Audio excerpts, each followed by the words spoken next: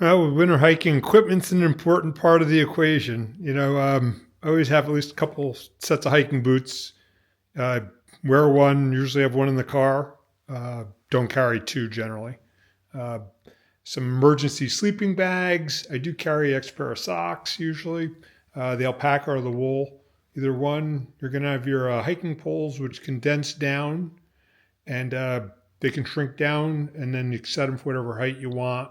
Basically, you always set them to the same height for what works for you.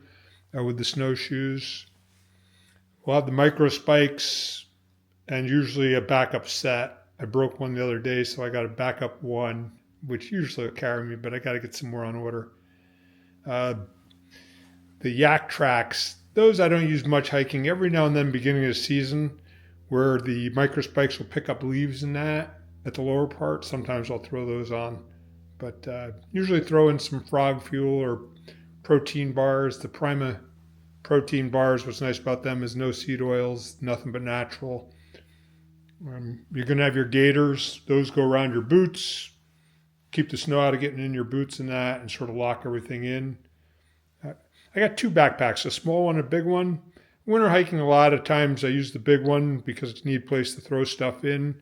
Occasionally the small one. Usually the break off's about 6 miles, depending on weather, temperature, that kind of thing.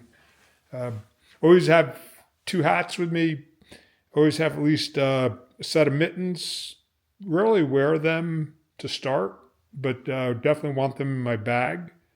Okay, and then I have my regular gloves or medium glove, and then a light glove. A lot of times, nicer days, you're moving the light gloves are more than what you need, and then a puffy.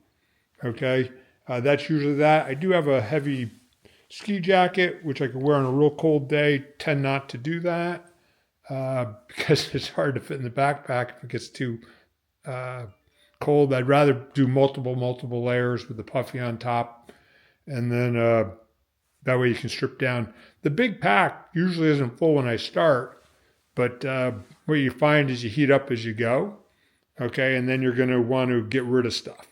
So I have the big pack, so if I want to get rid of my jacket, I can get rid of my jacket. If I want to get rid of heavier gloves, I can go to lighter gloves.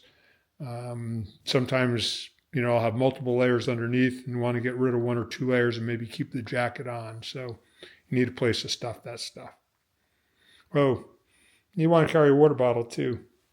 Probably two generally, depending on the length of the hike. But that's basically the equipment that I bring along for winter hiking. Oh, I guess I didn't talk about snowshoes. Snowshoes you really need to have in winter hiking if you're any depth of snow. If it's not a packed course, you got to have your snowshoes, and that's where you have your poles too. I generally only carry my poles with the snowshoes. Once in a while, I'll use them with the micro spikes. Some other little things I always bring along is I always bring along a backup battery. It's got solar, built-in compass, 2 headlamps, and always a pure water straw just in case my water bottles don't hold up.